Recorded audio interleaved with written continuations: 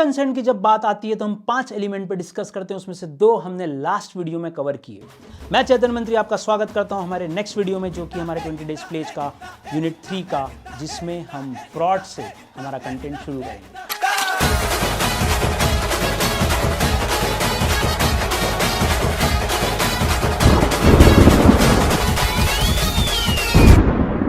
आपकी सिस्टर की शादी की बात चल रही थी। आप बहुत खुश थे कि दीदी अब दुल्हनिया बनेगी और जीजू आएंगे। आपने एक लड़के को पसंद कर लिया, फैमिली उस लड़के को देखने गई और जो पंडित जी रिश्ता लेके आए थे उनसे बस एक ही क्वेश्चन पूछा, ये लड़का ड्रिंक तो नहीं करता, शराब तो नहीं पीता? क्योंकि दीदी को बाकी सब कुछ चलता, बस शराब नहीं चलती। अब पंडित जी ने बोला हाँ हाँ, लड़का बहुत अच्छा है। पंडित जी जबकि जानते थे कि वो लड़का दिन भर नशे में रहता है। अब यहाँ पंडित जी झूठ बोल गए शादी कराने के चक्कर में।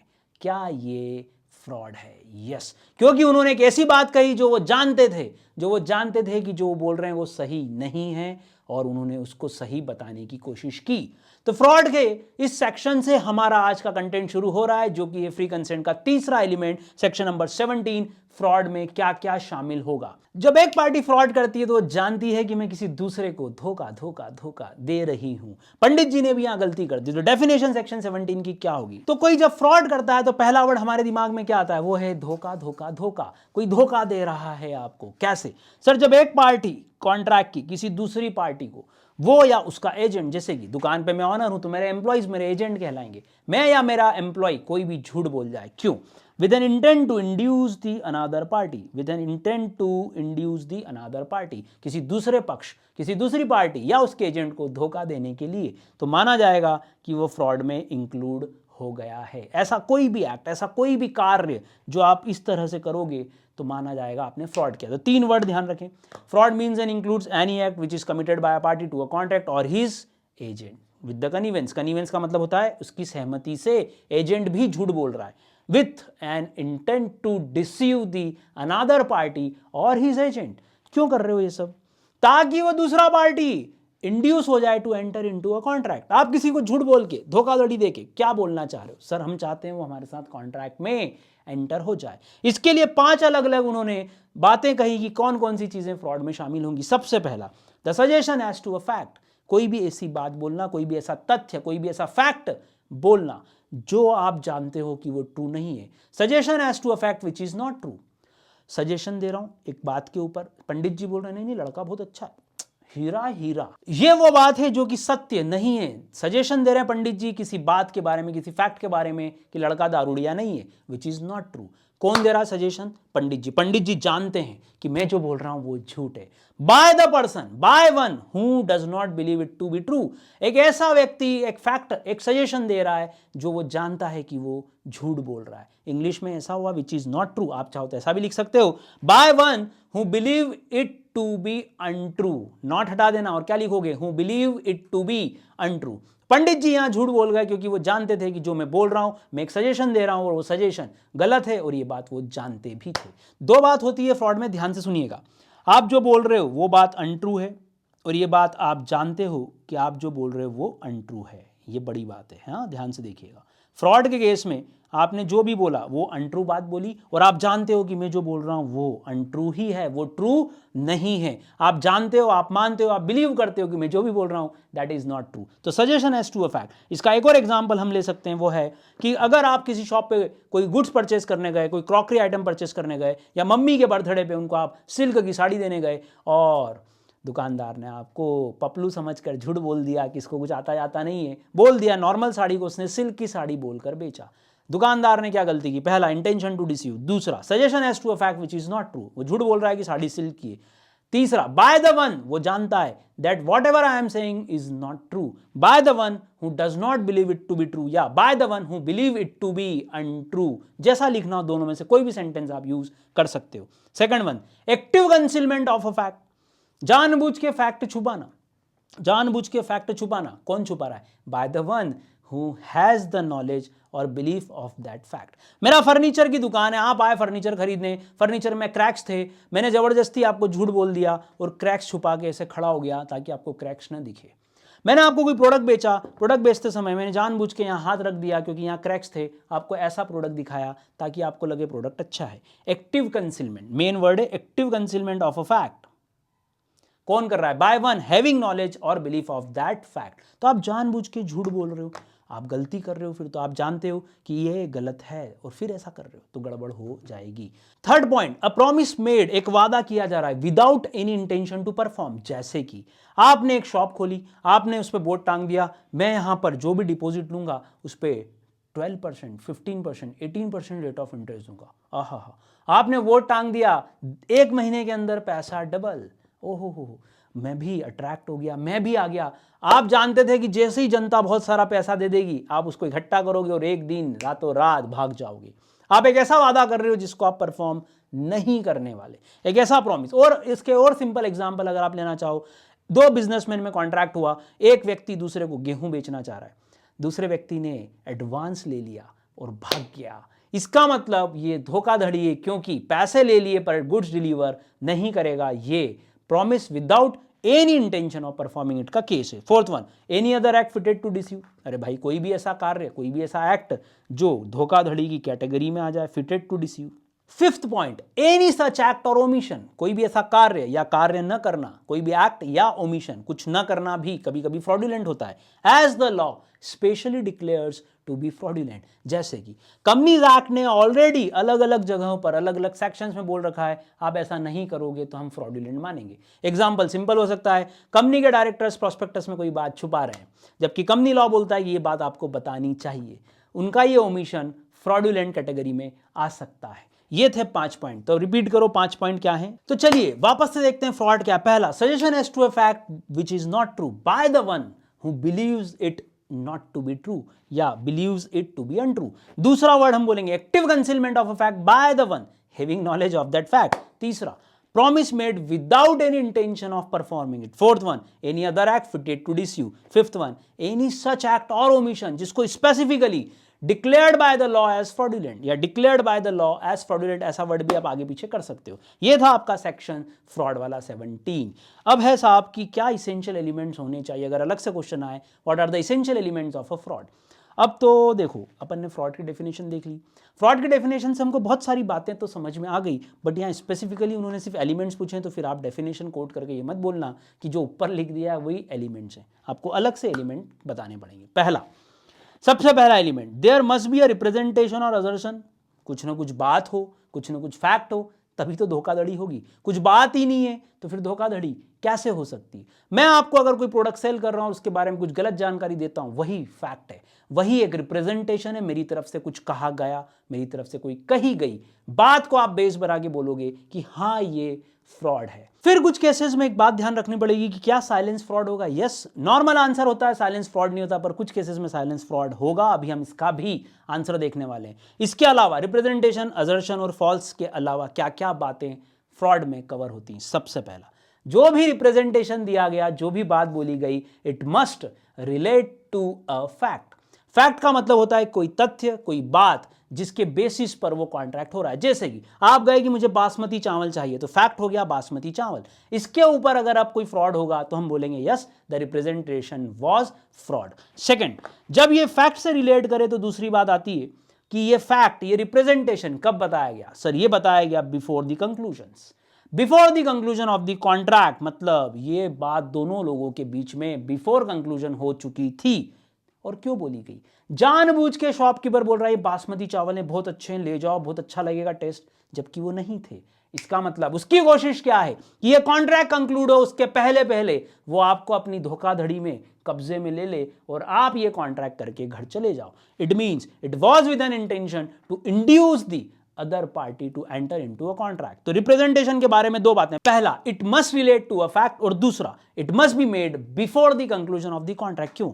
अरे यार, कोई इंपॉर्टेंट बात अगर कॉन्ट्रैक्ट पूरा होने के बाद हुई तो उसका उस कॉन्ट्रैक्ट से कोई लेना देना बचेगा ही नहीं। जब कुछ बचेगा ही नहीं तो आप किसी पे फ्रॉड का आरोप कैसे लगाओगे।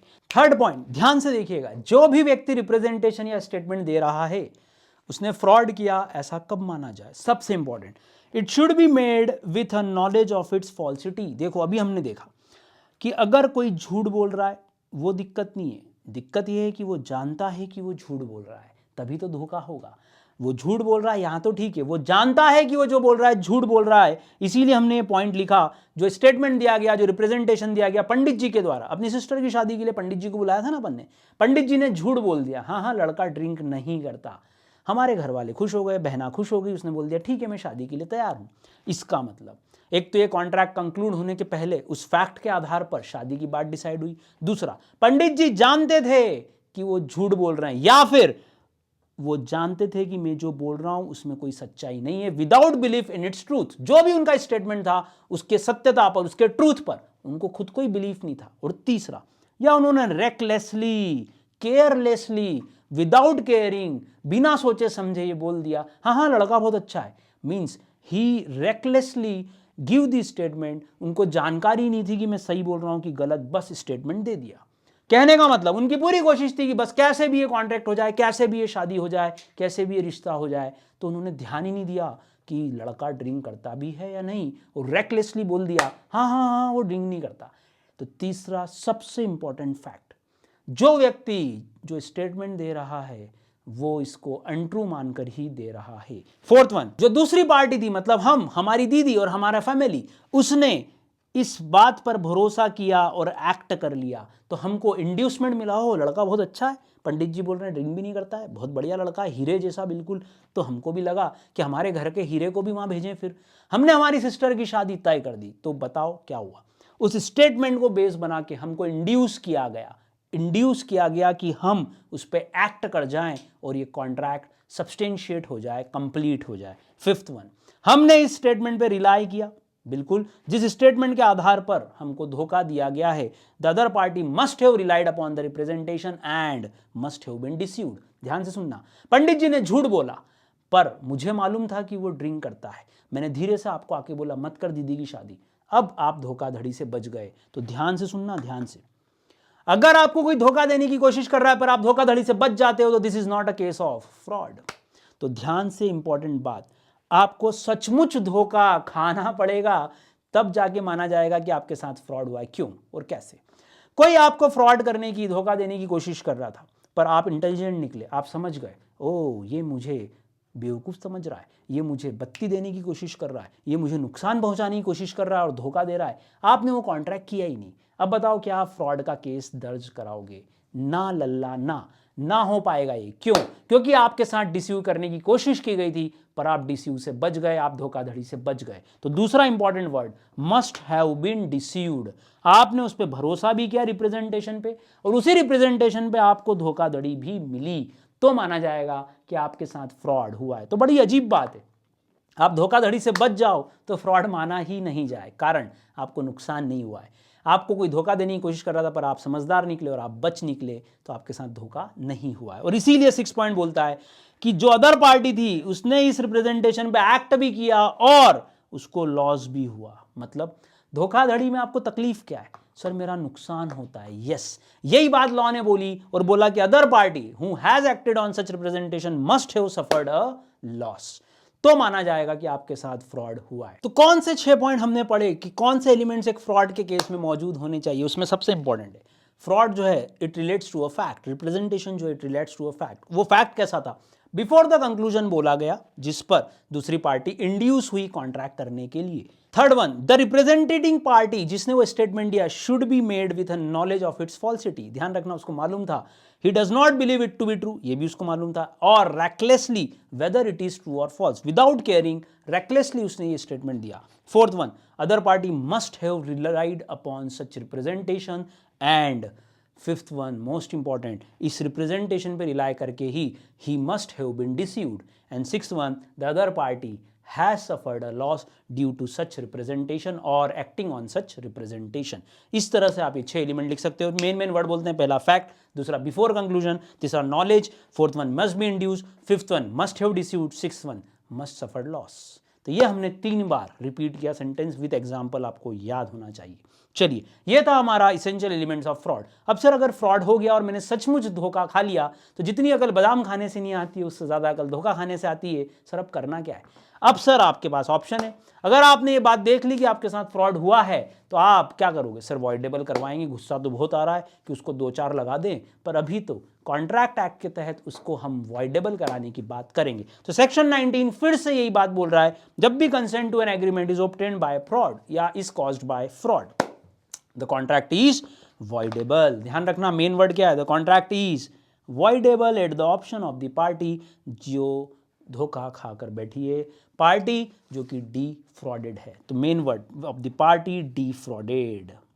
और वो अब पार्टी क्या क्या कर सकती है? सबसे पहला कॉन्ट्रैक्ट कैंसिल करे, रिसाइन द कॉन्ट्रैक्ट।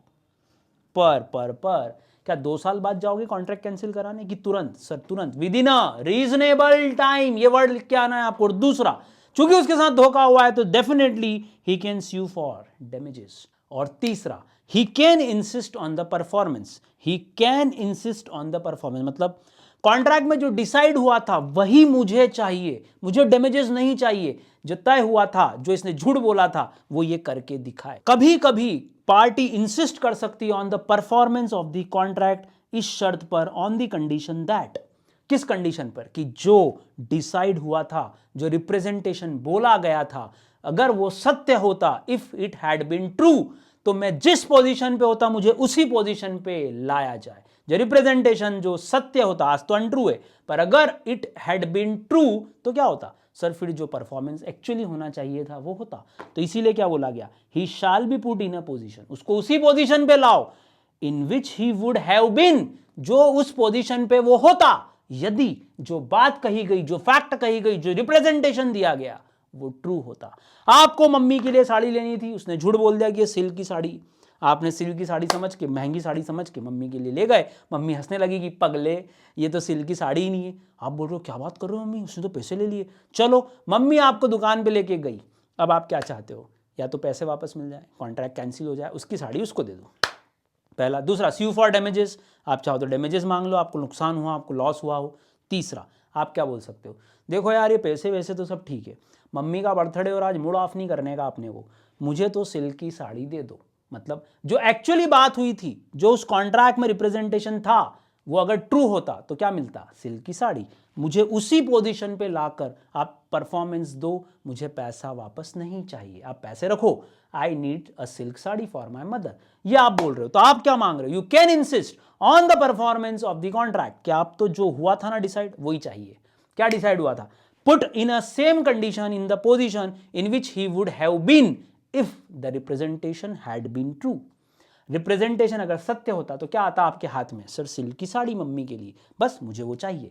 तो ये 3 पॉइंट, तो पहला रिसाइन, दूसरा डैमेजेस, तीसरा insist on performance in which he would have been. लिखना वर्ड जरूरी है। ये 3 केसेस आपके पास है, 3 ऑप्शंस आपके पास है, 3 रेमेडी आपके पास है सेक्शन 19 के तहत। तो अगर आपसे कोई फ्रॉड का केस पूछे और उसके इफेक्ट पूछता है तो इन इफेक्ट में इन 3 बातों को आपको लिखना पड़ेगा। अब क्या हुआ?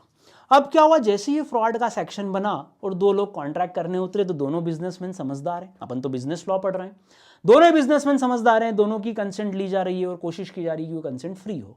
अब कोर्ट बोल रही है 2 बिजनेसमैन साउंड माइंड के अगर कॉन्ट्रैक्ट करते हैं तो यार उनमें भी अक्ल है। जब दोनों बिजनेसमैन समझदार हैं तो क्या हर केस फ्रॉड का होगा? क्या हर बार दूसरा बिजनेसमैन बोल देगा इन्होंने मुझे किसी न किसी बात पे धोखा दिया? नहीं, ऐसा नहीं होगा। ऐसे कौन सा एक्सेप्शन है? कई बार जब आप फ्रॉडुलेंट साइलेंस की बात करोगे जिसमें साइलेंस को ही फ्रॉड माना जाएगा तो एक एक्सेप्शन आपको पढ़ना पड़ेगा। कौन सा वाला सर? ध्यान से सुनिएगा।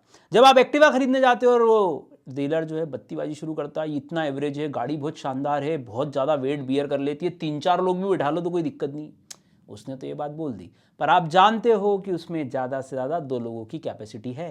बाद में फिर आप उस पर आरोप लगाओ कि इसने मुझे धोखा दिया, इसने मुझे 4 लोगों का बोला था, तो बॉस ध्यान से सुनिएगा, the contract is not voidable on the basis of fraud. क्यों?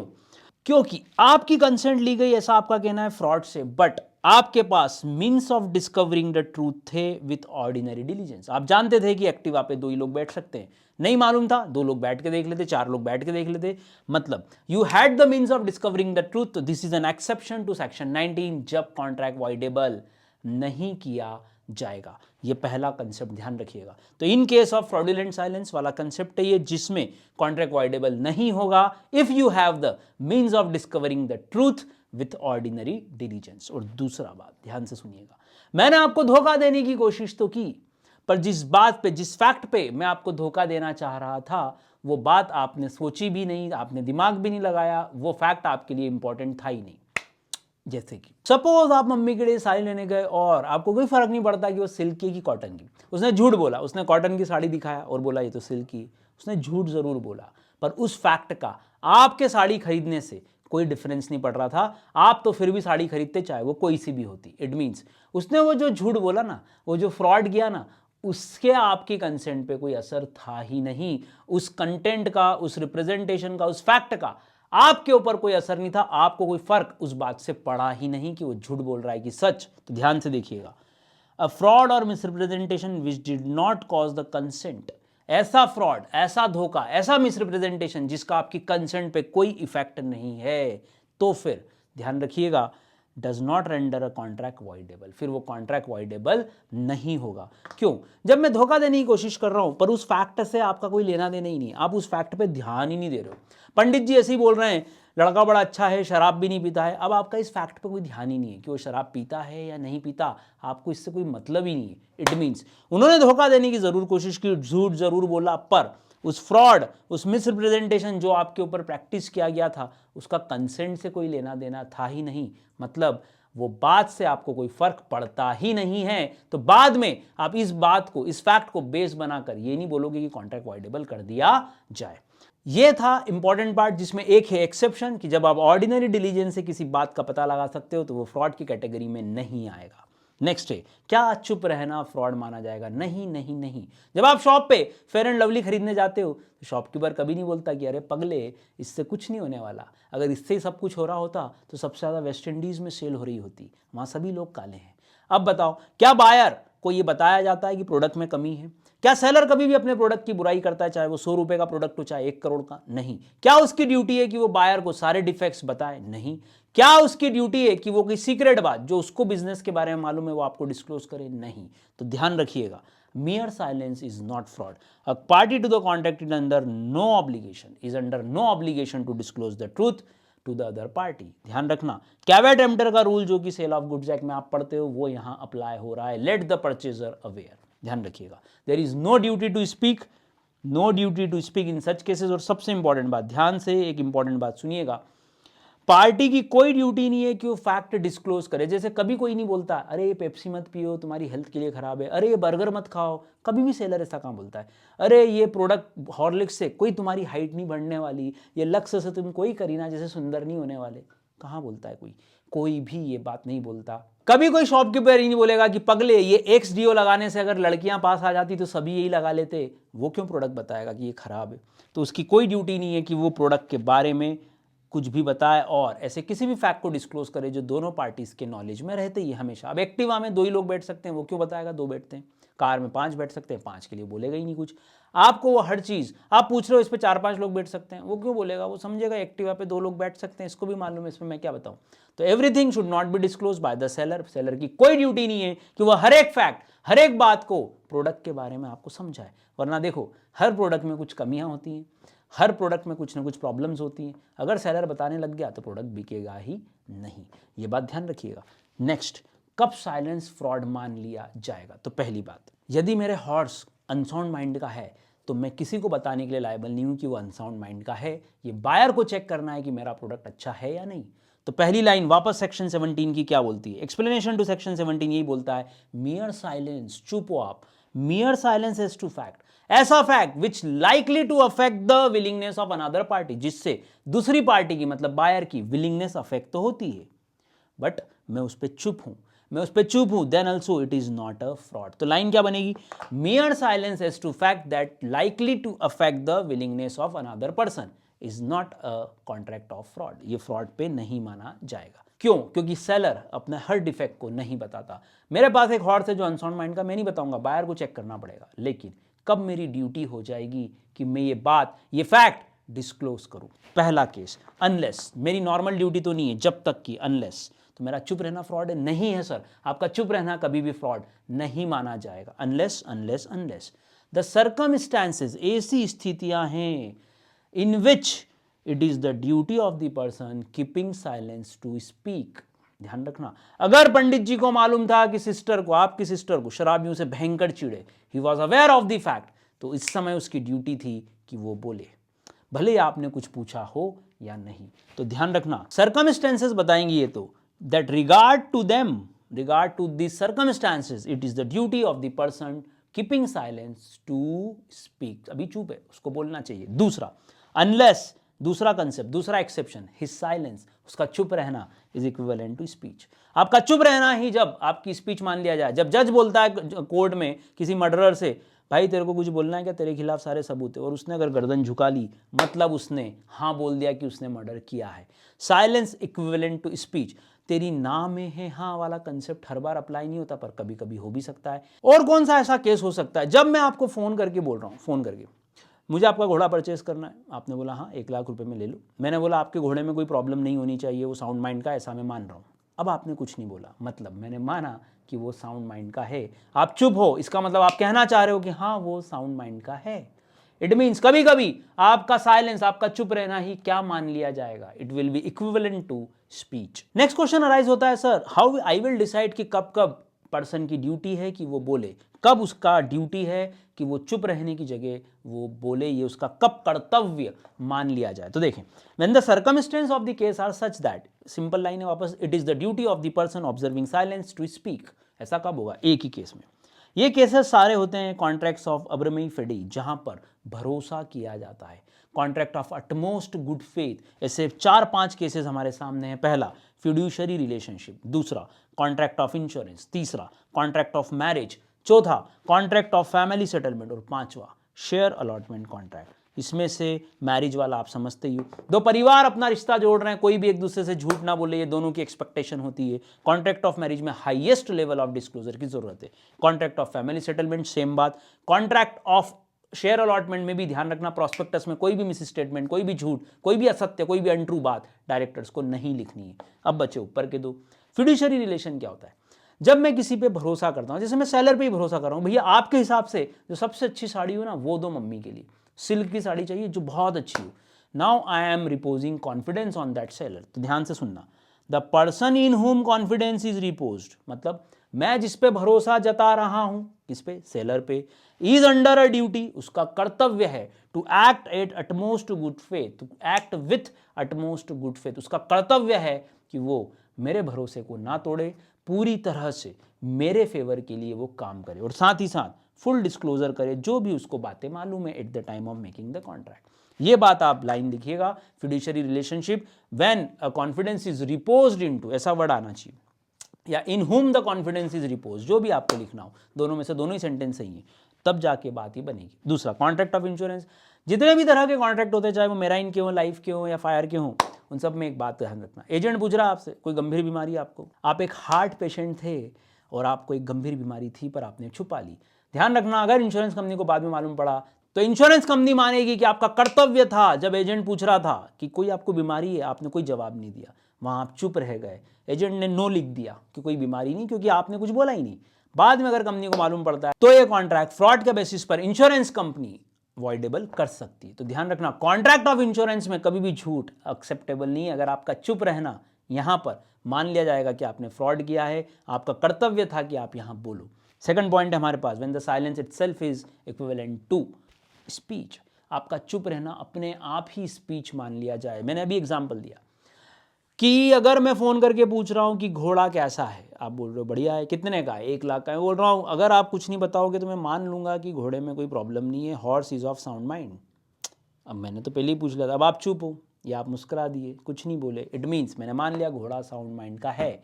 नाउ यहां पर बात अब ट्रस्ट की नहीं है, बात है कि आपका चुप रहना ही स्पीच मान लिया जाता है कुछ केसेस में। तो ये 2 केसेस है हमारे पास, जब mere silence will amount to fraud, silence will be equivalent to fraud, ऐसा माना जाए। पहला, duty of person to speak in case of uberrimae fidei contracts, जिसमें हमने 5 अलग अलग पढ़े, fiduciary, contract of insurance, repeat करो, contract of marriage, contract of family settlement and share allotment contracts. और दूसरा, where silence itself is equivalent to speech, आपका चुप रहना ही स्पीच मान लिया जाए।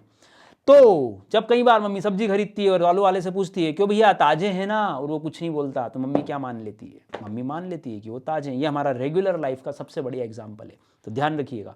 ये थे सारे केसेस फ्रॉड के। तो दोस्तों ये था पूरा सेक्शन 17, बहुत डिटेल मैंने पढ़ा है क्योंकि इसमें से साइलेंस अमाउंट्स टू फ्रॉड वाला क्वेश्चन बहुत पसंदीदा क्वेश्चन है और कोई भी केस लॉ फ्रॉड के ऊपर आ सकता है। नेक्स्ट वीडियो में हम फिर मिलेंगे मिसरिप्रेजेंटेशन और मिस्टेक के साथ। तब तक के लिए अपना ध्यान रखिएगा।